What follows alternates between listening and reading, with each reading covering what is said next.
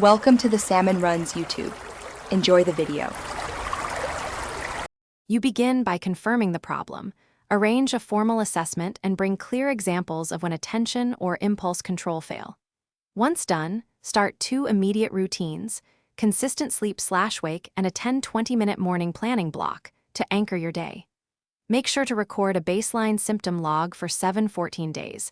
This helps clinicians decide if medication is needed.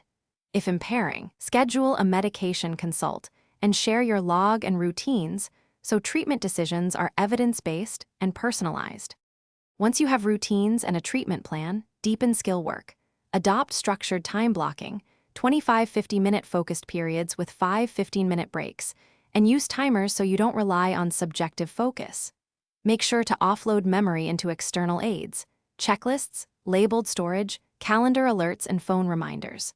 Also practice one-tasking and chunking larger tasks into 10-30-minute pieces, and reinforce progress by rewarding small wins. This builds momentum and trains attention networks over weeks.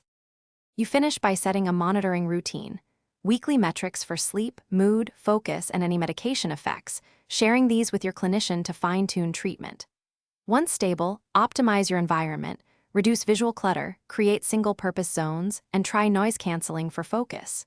If progress stalls, make sure to review sleep hygiene, caffeine intake, and possible comorbidities like anxiety. Adjust medication timing or dose only with your clinician. Troubleshooting tip: if things go wrong, revert to baseline logs and simplify to the 2 core routines. Thanks for watching. Consider subscribing if we helped you.